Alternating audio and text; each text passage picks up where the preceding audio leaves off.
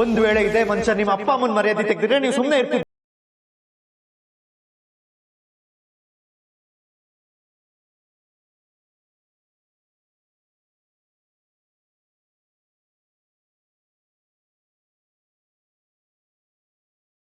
ಮಾತಿಗೆ ಮಾತು ಬೆಳೆದು ಸಣ್ಣ ಗಲಾಟೆ ಆಗಿದೆ ನಿಜ.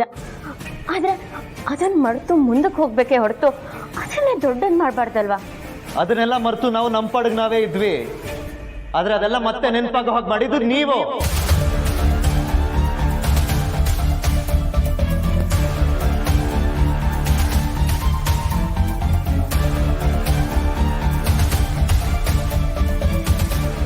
ನಿಮ್ಮ ಪ್ರಕಾರ ಅದು ಸಣ್ಣ ಗಲಾಟೆನೇ ಆಗಿರ್ಬೋದು, ಆದ್ರೆ ನನ್ನ ಪ್ರಕಾರ ಅದು ನಮ್ಮ ಮನೆತನದ ಮರ್ಯಾದೆ ಪ್ರಶ್ನೆ. ಅದನ್ನು ಪ್ರಶ್ನೆ ಮಾಡಿದವ್ರಿಗೆ ಉತ್ತರ ಕೊಡದೆ ಕೈ ಕಟ್ಕೊಂಡು ಕೂರಕ್ಕಾಗಲ್ಲ ದೀಪ ಅವರೇ. ನೀವು ತಗೊಳ್ಳೋ ನಿರ್ಧಾರದಿಂದ ನಿಮ್ಮ ಮಕ್ಕಳ ಜೀವನ ಹಾಳಾಗತ್ತೆ, 2 ಜೀವ ದೂರ ಆಗತ್ತೆ, ಆ ಪಾಪ ನಿಮಗೆ ಸುತ್ತಕೊಳ್ಳತ್ತೆ. ಪಾಪ ಸುತ್ತಿ ಶಾಪ ತಟ್ಟಿದ್ರು ಪರವಾಗಿಲ್ಲ, ಈ ನಿರ್ಧಾರದಿಂದ ಹಿಂದೆ ಸರಿಯೋ ಮಾತೇ ಇಲ್ಲ.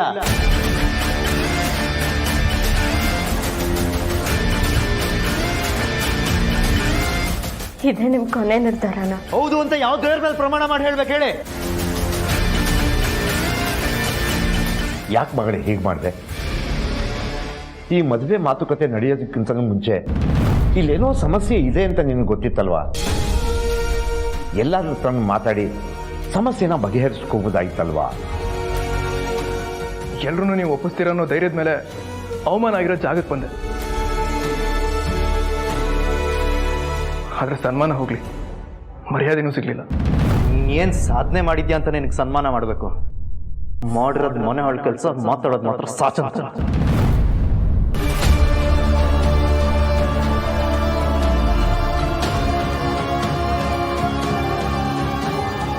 ಮೇಡಮ್, ಕೈ ಮುಗಿತೇನೆ, ನೀವಾದ್ರೂ ನಿಮ್ಮ ಇದ್ದಂಗೆ ಒಂದು ಸ್ವಲ್ಪ ಬುದ್ಧಿ ಹೇಳಿ. ಸೌಂದರ್ಯ ಏನೇ ಹೇಳಬೇಕು? ಆಗಿರೋ ಕಹಿ ಘಟನೆನ ಮತ್ತು ರಾಹುಲ್ ಅಣ್ಣ ಮತ್ತೆ ಅರ್ಚನಾ ಅಕ್ಕನ ಮದ್ವೆಗೆ ನಾನು ಒಪ್ಪಿಗೆ ಇದೆ ಅಂತ ಒಂದು ಮಾತು ಹೇಳಿ ನಿಮ್ಮ ಮೈದನ್ನ ಒಪ್ಕೋತಾರೆ. ಅದ್ಗೆ ಬೆರಳು ತೋರಿಸಿ ಹೇಳಿದ್ನ ನನ್ನ ತಲೆ ತಗ್ಸ್ ಮಾಡ್ತೀನಿ. ಆದ್ರೆ ಇದೊಂದು ವಿಚಾರದಲ್ಲಿ ಮಾತ್ರ ನಾನು ಅದಕ್ಕೆ ಮಾತನ್ನು ಕೇಳಲ್ಲ.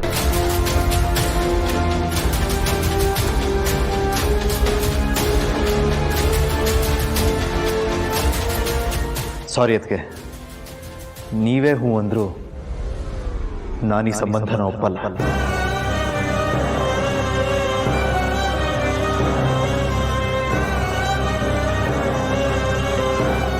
ಮಾವ, ನಿಮ್ಮ ಮಗಳ ಭವಿಷ್ಯ ನಿಮ್ಮ ಕೈಯಲ್ಲಿದೆ.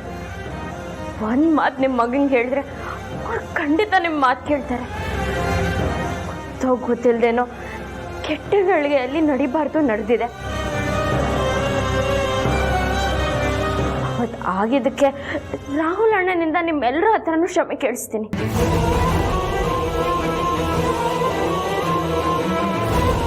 ದಯವಿಟ್ಟು ಈ ಮದುವೆಗೆ ಅವಕಾಶ ಕೊಡಿ ಮಾವ, ಕೈ ಮುಗಿತೀನಿ.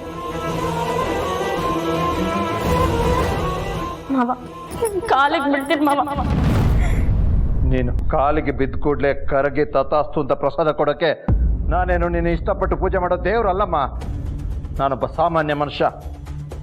ನೋಡೋ, ನೀನೇ ಎಷ್ಟೇ ಹತ್ರು ಬೇಡ್ಕೊಂಡ್ರು ಈ ವಿಷಯದಲ್ಲಿ ನಾನು ರಾಜ ಆಗೋ ಪ್ರಶ್ನೆನೇ ಇಲ್ಲ. ಚಿರು ಹೇಳಿದ್ದನ್ನೇ ನಾನು ಹೇಳ್ತೀನಿ. ಈ ವಿಷಯದಲ್ಲಿ ದೂರನೇ ಇರಬೇಕು, ಯಾವತ್ತೂ ಒಂದಾಗೋಕ್ಕಾಗಲ್ಲ.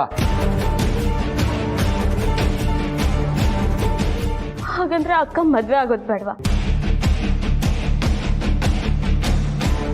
ಖುಷಿಯಾಗಿರ್ಬೇಕು ಅಂತ ನಿಮ್ಗೆ ಆಸೆ ಇಲ್ವಾ? ಮನೆಯವರ ಖುಷಿಗೋಸ್ಕರ ಬೇಕಾದ್ರೆ ಅವಳೇ ಈ ಪ್ರೀತಿನ ದೂರ ಮಾಡಲಿ, ನಾನಂತೂ ಇದಕ್ಕೆ ಒಪ್ಪಲ್ಲ.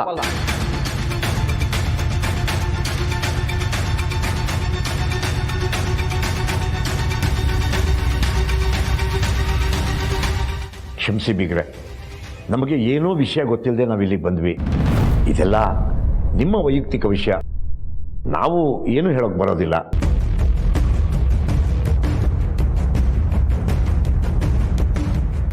ಆದರೂ ನನ್ನ ಮಗಳು ಹೇಳಿದ ಮಾತನ್ನ ಒಂದ್ಸಲ ಯೋಚನೆ ಮಾಡಬಹುದೇನೋ ಅಂತಷ್ಟೇ ನಾವು ಹೇಳ್ಬೋದು. ಮುಗಿದು ಹೋಗಿರೋ ಘಟನೆ ಬಗ್ಗೆ ಮತ್ತೆ ಯೋಚನೆ ಮಾಡೋಕ್ಕೆ ಏನು ಉಳಿದಿಲ್ಲ ಜಯರಾಮ್ ಅವರೇ.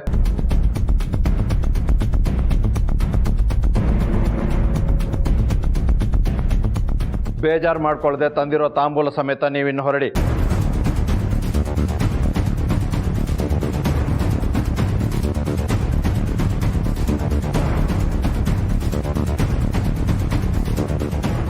ಚಿರು, ಇನ್ನು 5 ನಿಮಿಷದಲ್ಲಿ ಇವನು ಇಲ್ಲಿ ಇರಬಾರ್ದು.